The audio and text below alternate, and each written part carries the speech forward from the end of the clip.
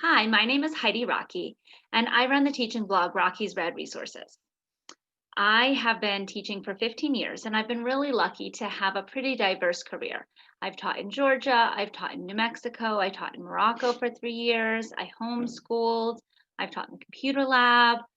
And so, doing all of this, I feel like I should know what teaching looks like in lots of different places, but I still feel like I'm really missing what teaching looks like in lots of places. And it's part of that teacher bubble, right? We all get into our little teacher bubble and we're used to teaching how we teach, and we only know that way of teaching and we only know that type of school. And so, with COVID hitting, when it got kind of put out there and we're looking at what schools look like due to the pandemic and what schools look like virtually, we really start asking the question, well, what did teaching look like in your school before? And what's changed? And every place was teaching differently before. We just weren't thinking about it. And every place has responded differently to the pandemic. And so now teaching looks even different in lots of places. But we don't know that as teachers. We only know our bubble and what teaching looks like in our bubble. So I decided to do this series, Teacher Hive Mind, a worldwide view into education, to take a look at what teaching really looks like in different places around the world. I want to talk to teachers and see what they were doing before and what they're doing now and what education really looks like. So this series will be exactly that, a bunch of interviews with real teachers in real classrooms in real places all around the world so that we can get outside of our bubble and look at what teaching looks like, not just in our classroom, but in lots of classrooms all around the world.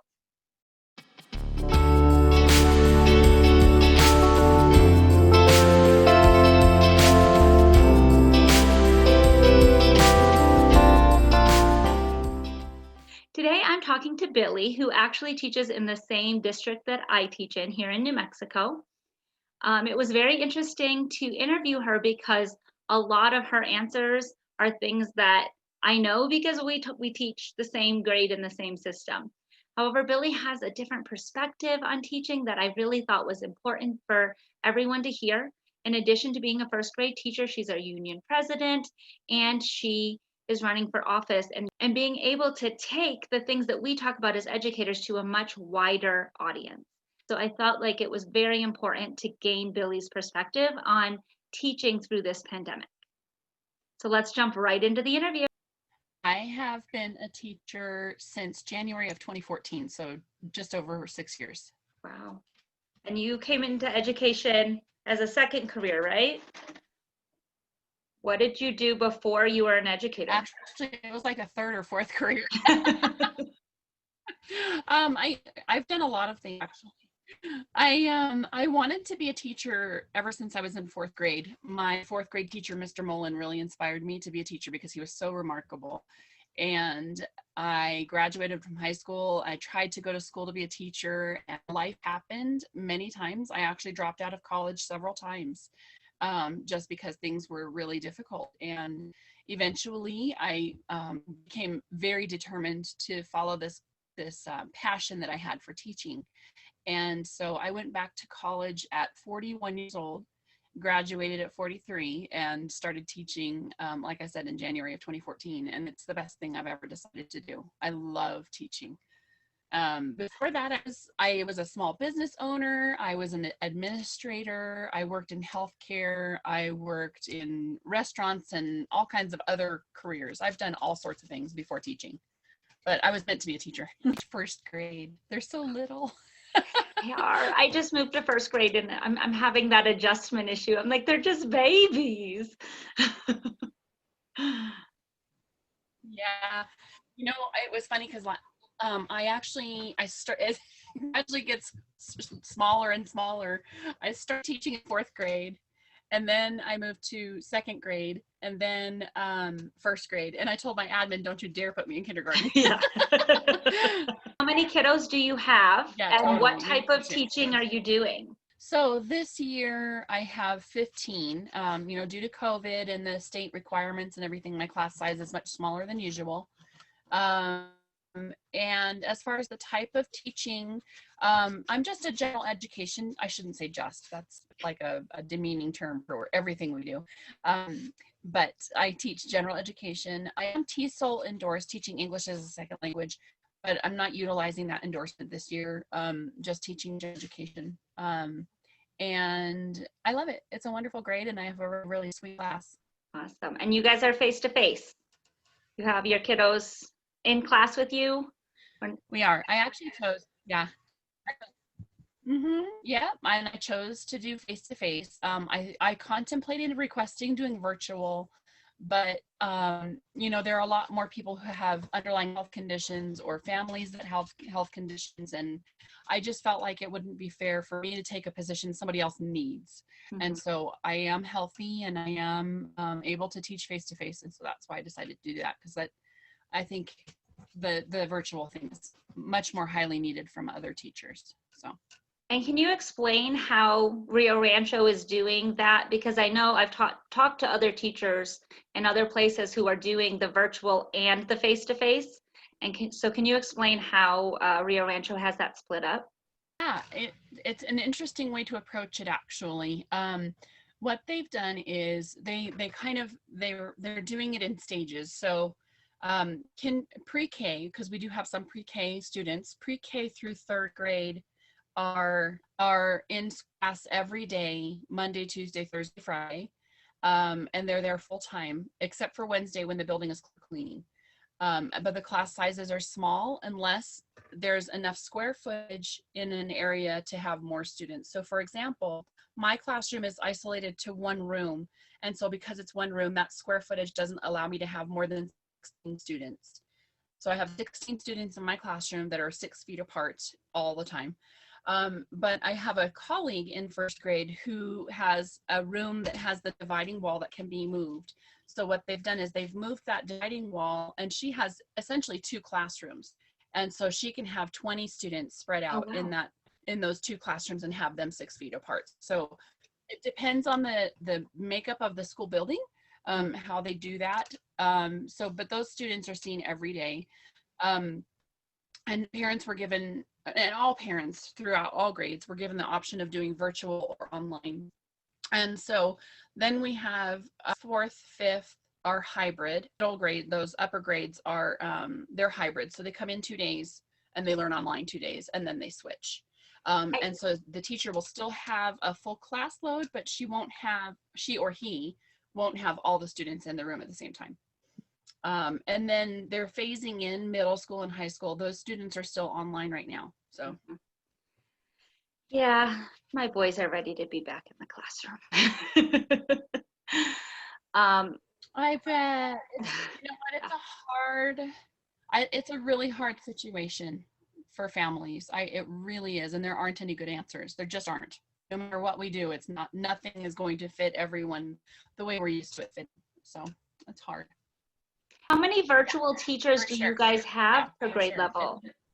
So in first grade, we have 2. I believe they have 2 in kindergarten as well.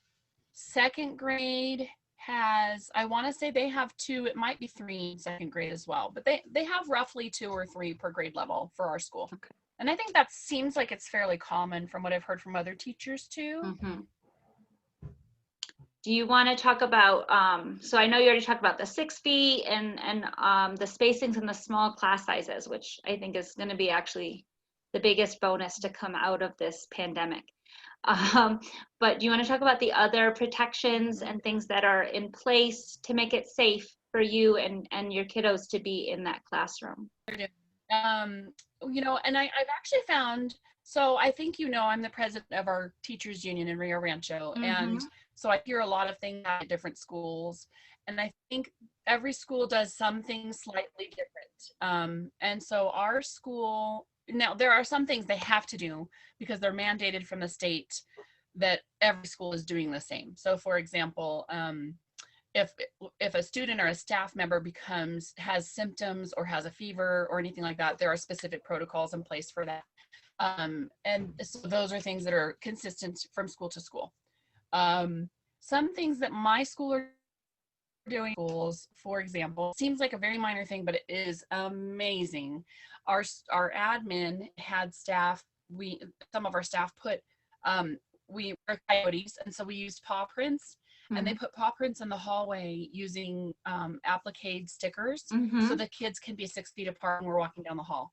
Nice. It's amazing. It's so helpful because it really helps kids visualize what that looks like. And so when you tell them, even without the paws, think about 6 feet, what does it look like in the hallway? They can visualize that. And so even without the paw prints, they're able to kind of get more 6 feet apart, even if they're not in the hall, which is really great because it's helpful for them for lots of reasons. I mean, it's a teacher and we can't help but think, well, they're going to know how far 6 feet is now. Yeah, they don't know.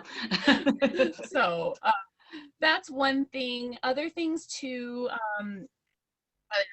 other things that they're doing, so every staff member has been provided with hand sanitizer and then a disinfectant spray, as well as rags so that they can wipe down periodically throughout the day.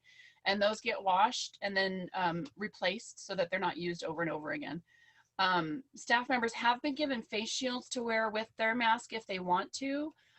They are requiring face shields to be worn if a person is taking temperatures of students as they come in the building because of that closer proximity, or if they're on duty in the cafeteria. So those are the two places where they're required to wear a mask, a face shield.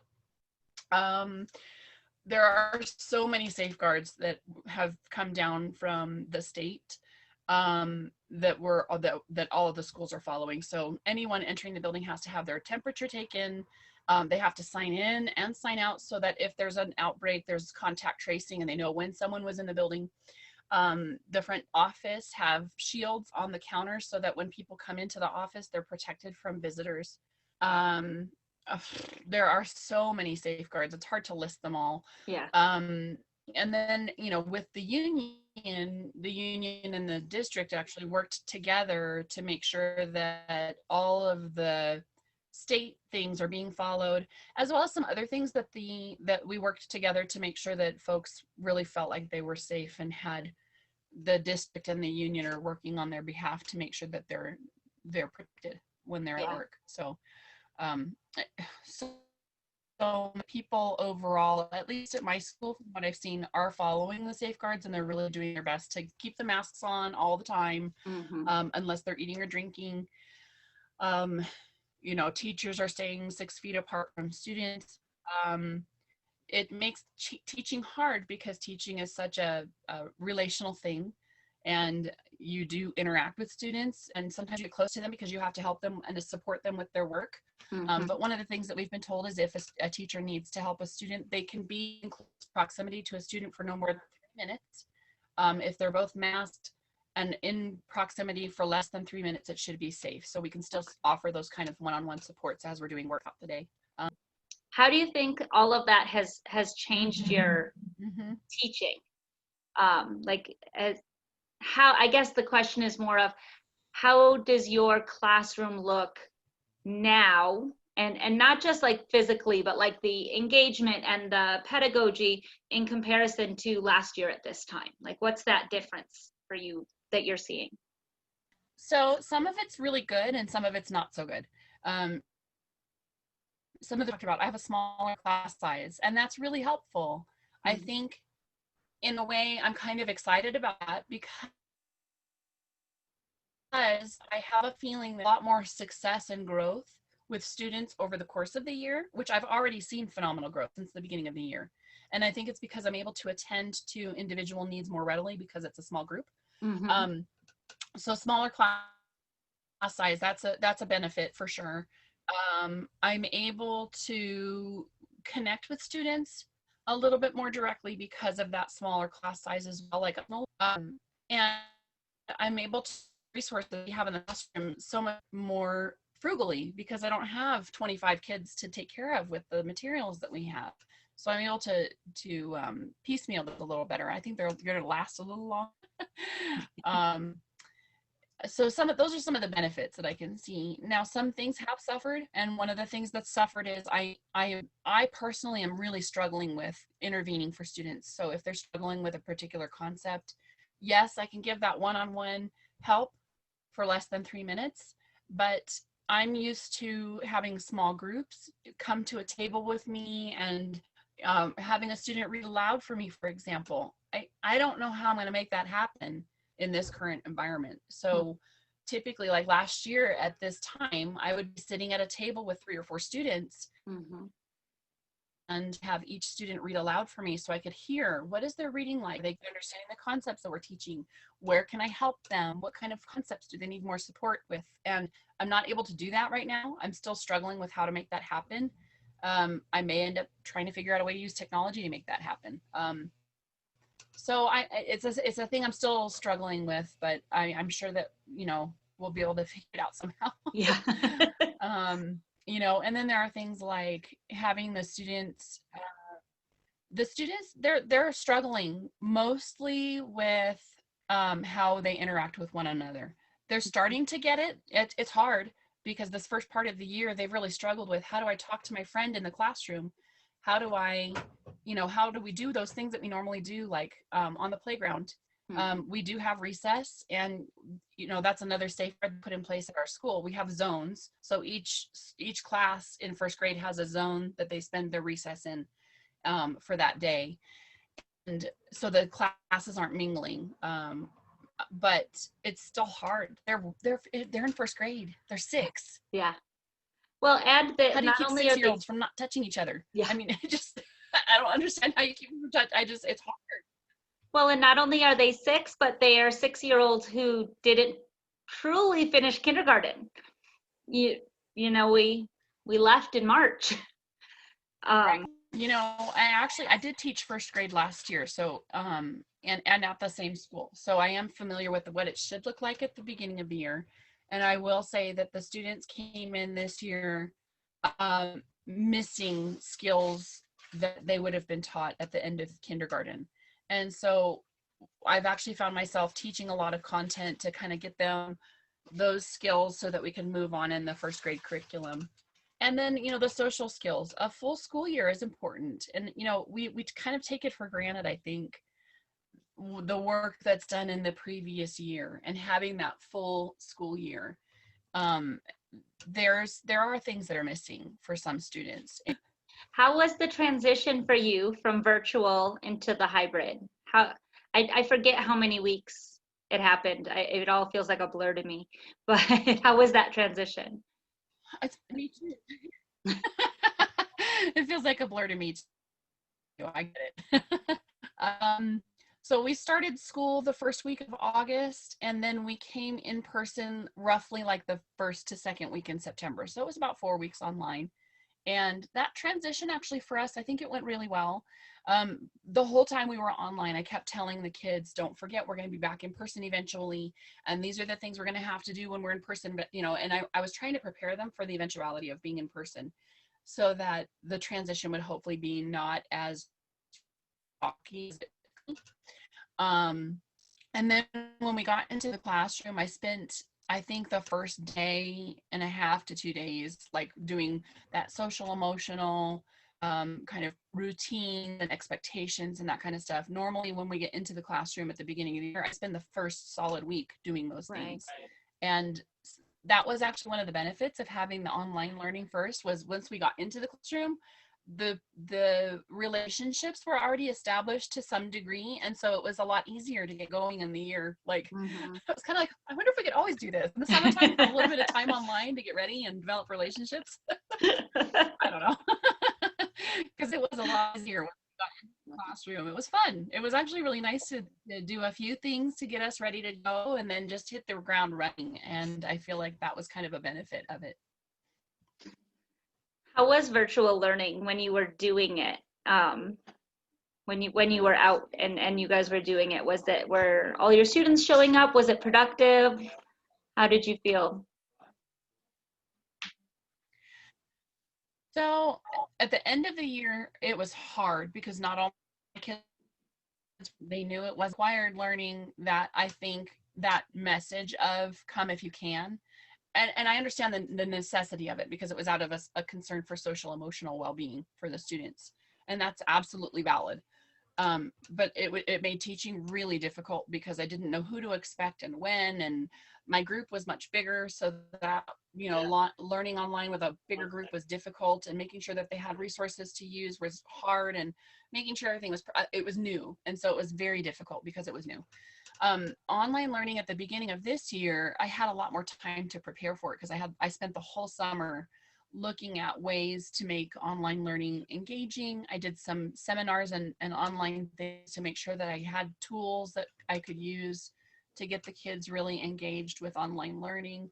And I had time to prepare resources to post for kids and make sure everything I needed.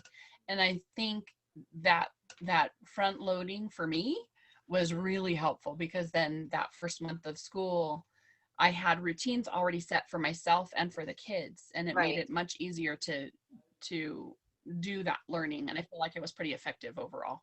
Yeah.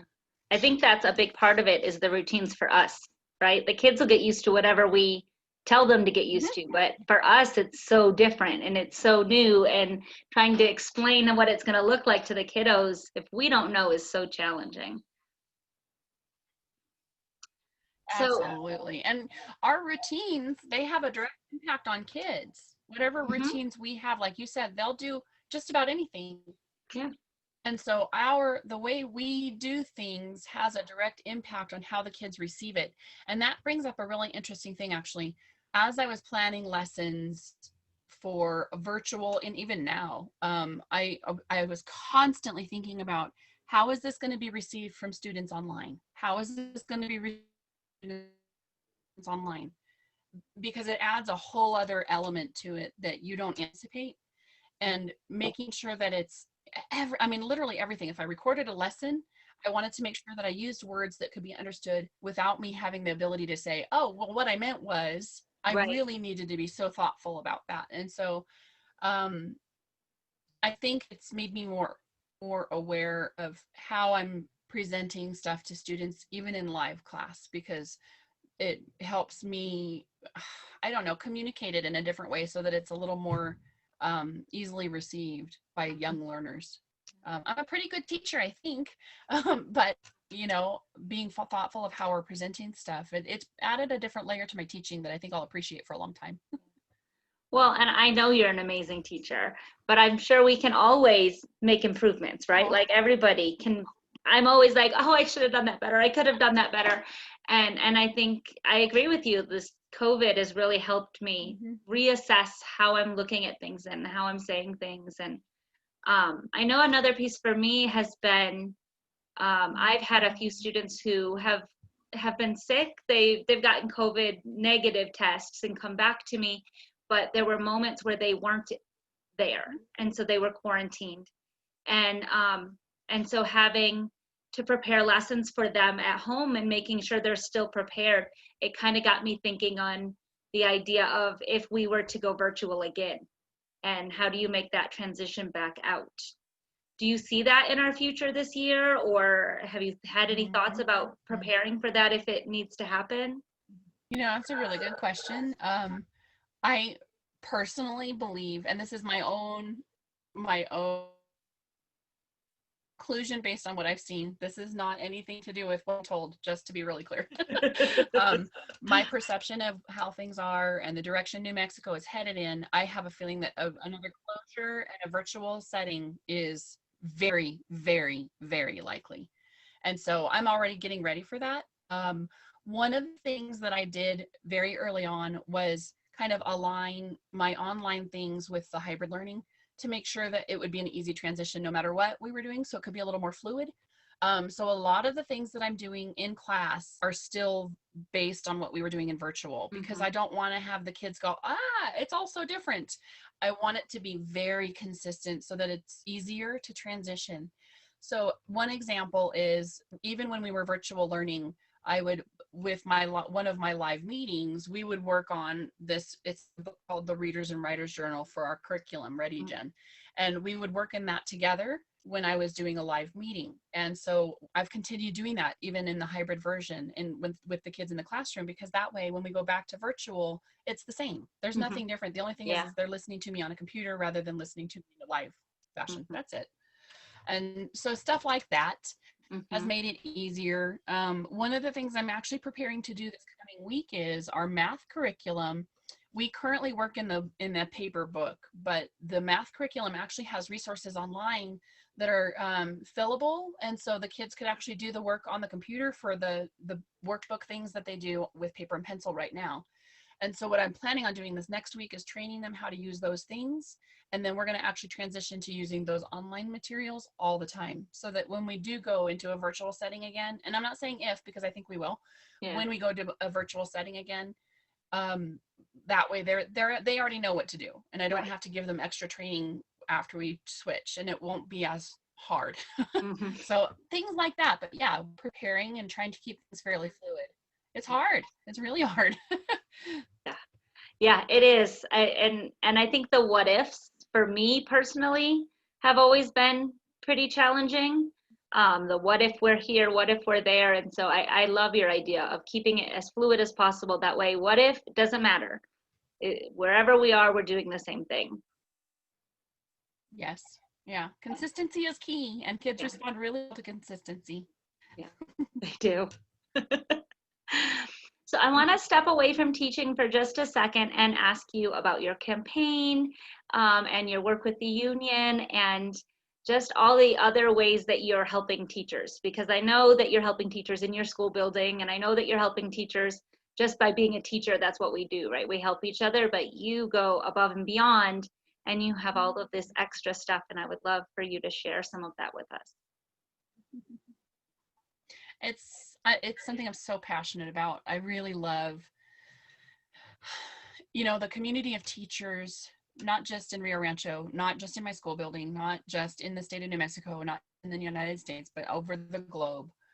The community of teachers is oftentimes a very they're the receptacle of a lot of negativity, especially here. And I feel like teachers bear the brunt of the society, the ills of society. Um, we are always trying to fix things for families and for kids. And I don't think any teacher minds doing it. But I think that there's an element of respect for this profession that's missing. Mhm. And because of that, I feel like it's one of my goals in life is to make sure that teachers know that they are respected and know that the work they do is incredibly valuable and that there are people who support them and believe in them and will do everything in their power to make sure that they have all of the resources they need to be successful in the career they've chosen. And one of the ways I do that is by serving as the president of our union. That's one of my most, I don't know how to describe it. My whole heart and soul goes into being the president of the union because, and I'm getting emotional thinking about it actually. I want to make sure that teachers have someone who's in their corner and is going to bat for them because what we do is so valuable to the community. And I want to make sure that teachers have pay reflects the importance of what we do. I want to make sure that they are given the resources and the means to do the job that reflect the respect that they deserve. And so as the president, that's my job. My job is to people can do this work and do it well with all their heart and soul. It is such an emotional job because it's a very, like I said before, very relational. We have relationships with one another as teachers. We have relationships with the parents of the students we teach. We have very significant relationships with the students, of course. And if teachers come into the classroom with weight and worry, it makes it harder to do the job with that emotion because there's so much that's taken away when you have these loads on your shoulders. And so my job as a president is to make some of that load come off. That's my purpose with my presidency and with the union. And so I go and negotiate our contract to make sure that teachers are being paid well. I go and negotiate things like we have an MOU negotiated for the COVID teaching with COVID. And that includes things like, you know, how are they going to determine who gets to teach online, and what kind of things are they going to put in schools to make sure that people are safe, and they're going to handle it when a staff member gets sick. And some of that comes from the state, so it's not really negotiable, but there are elements of it that we worked really hard on with the district. And part of my job as the president also is making sure that we have a good relationship with the district, because if we have a very contentious, hard relationship, it makes it harder to accomplish things on behalf of the staff. And so I really am so grateful, because Dr. Cleveland, our superintendent, and the staff in the Human Resources Department and the union, we've worked so closely over the last many months to make sure that we were providing everything that staff needs and making sure that we're responding to people's concerns. And it's been really, I'll be very honest and very frank with you, it's been really difficult emotionally for me personally, because to me, the weight and worry of the potential of someone getting sick with COVID because we made a bad choice, that's a heavy load. That's a really heavy load. But at the same time, I'm energized by it at the same time, though, because to me, it's a challenge, and I want to do the best thing I can for as many people as possible. And so taking on that challenge and finding the solution, which I think we've done a pretty good job of doing in Rio Rancho. Yeah. I feel like we've done a pretty good job, and that's satisfying to me, to know that people are able to do the work they love in an environment that's safe, and they know that there's someone in their corner who cares for them. So my work as the president is really important to me. I get really emotional talking about it, sorry. And you're making a run for New Mexico House Representative as well. How do you think that will impact teaching I'm not going to say when you get elected? Thanks, Heidi. That's so nice. So, wow, that's a big question, actually. So it impacts my personal teaching, obviously. I won't actually have to resign. What I'll do is have to take leave from the job during the legislative session. So immediately after the election, it's a 2-month cycle. So I would have to take off 2 months, and then the following year it would be 1 month. But I'm actually, teaching is the reason I'm running. When I don't need to tell any other teacher how much you see in your classroom. When we're in the classroom with our students every day, we see how the decisions that are made by our government impact the families that live in our area. It's a very direct connection. You can see it very clearly. And so that's kind of what made me feel like this would be a really great idea, because I have a direct line on how are those decisions that we're making, how are they going to affect families? And that's going to inform every single thing I do. But this running for office to me is an extension of public service. It's taking my public service to a different level and allowing me an opportunity to help inform what we're doing in our community. And maybe I'm biased because I'm a teacher, but I really do feel like education is the core of everything that happens in a community. It is the thing that makes a society either succeed or fail. And if we do it well, I really do think that we can make huge strides in the state of New Mexico, because if we do the right things for kids and we do the right things for families to support their children. So I'll give you a direct example.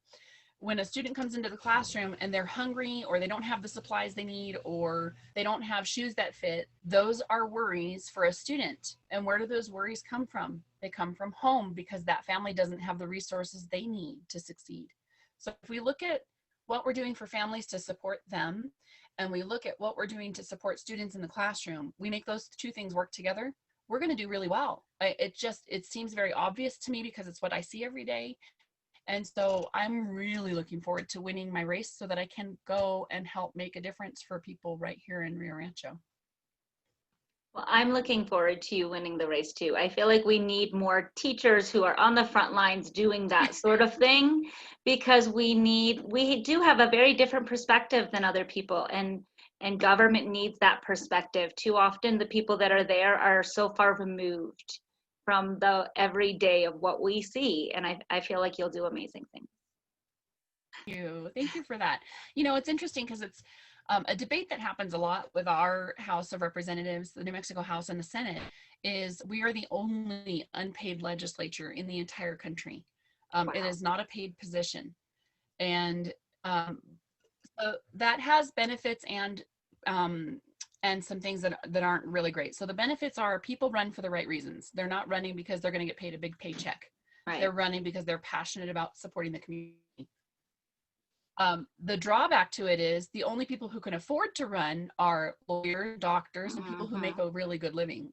So for me, it'll be really a sacrifice for my family for me to be in the office because it's going to be difficult. But my hope is that by doing the right things for the community and supporting the community, we'll get into a position where we can, maybe people who are in, a teaching position or people who own a small business can actually afford to run for office if we do it right. Yeah. And that kind of representation is invaluable because those are people who live in the community. They see it every day, like you said. And so I think we really need to do a better job of making sure that everybody has a chance to run if they really want to. Yeah, I really feel like that financial thing would make a huge difference because we say it all the time as teachers, right? If politicians had to come and teach in our classrooms, things would be different. And so it would be lovely to see a teacher actually make those.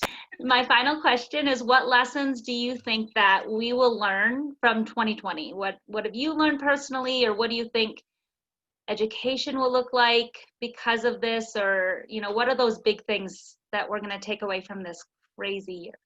It is a crazy year. It's 2020. When people talk about 2020, it'll be like 1920s. It's very unique. I think for education alone, just education by itself, I like I said before, I think the one big takeaway that we're going to see is that small class sizes matter, and that teachers can do a phenomenal, exceptional job of getting kids where they need to be when they don't have to worry about humongous class sizes.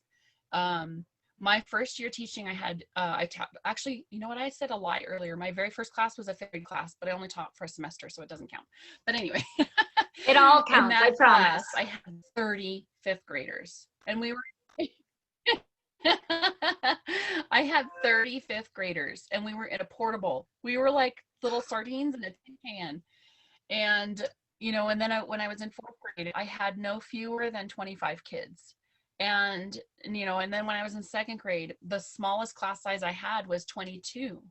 And now in first grade, my smallest class size was again 22. And it doesn't sound like a lot because 22 sounds like such a small number. But when you're in it and you have so many kids, it is really, it's controlled chaos. It's difficult. It's hard. I don't need to tell any educator watching this, when you have a big class, it's tough.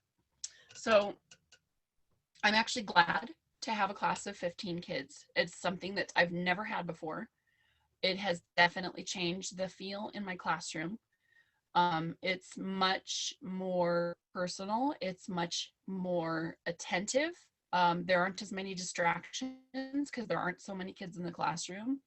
I think that's going to be the big takeaway from this year, is that small class sizes matter. Another thing I think on societal level that is something I hear about a lot, actually, because I've been calling people in my district for my running for office. I've been calling my people in my district for 2.5 years. And just these last few months, the thing I keep hearing about from folks is broadband internet. And for obvious reasons, families who are working virtually, they don't have access to internet that supports learning. And that's something we need to fix. It's definitely an issue. And in a state like New Mexico, it's very rural. Even in Rio Rancho, we're not considered rural. But here in House District 57, even on the west side of the district, there are people that don't have running water or electricity. Now, granted, some folks live out there because they choose to, and that's fine. But you should at least have the option of running water and electricity if you want it. And folks out there don't have good access to internet. And so students who are living in these areas, they get in a car and they go drive to the library and sit outside the library in their car to get internet access. That's unacceptable. We have to have resources to make sure students can learn virtually. And I think the district has done a nice job. I don't want to make it sound like they're not, because they are. They've gotten hotspots to families, and they've gotten devices to families, and they've really done a remarkable job. But it took some serious bending over backwards to make it happen. And my hope is that we can learn to have those resources readily available for families who need them. It's something you hear over and over and over again. It really is a big issue, and it's something that's another thing I want to work on. And in the state of New Mexico, part of our challenge is economic, because in the state of New Mexico, we rely really heavily on oil and gas as our primary source of revenue. And when you're in the middle of a pandemic and people aren't driving, guess what happens to oil and gas prices? They drop like a rock, and we haven't had the kind of revenue that we need. And so one of the things that we need to do in this state is diversify our economy so that we're not relying on this sector of the economy that has these wild swings. Mm-hmm. And that's been the biggest issue for education, because that's where our money comes from. And so we have these really great booms where we get lots of money, and then we have these busts where they take it all away again. And if we diversify, I think that won't be as big an issue, and we'll be able to do things like provide broadband internet to families who need it. Thank you so much for doing this, for sitting down and talking to me, and for everything you're doing for the union, and everything I know you'll do once you get elected, and of course everything you do for your kiddos. But thanks for taking the time to talk to me about this. This has been awesome. Oh, Heidi, I'm glad to.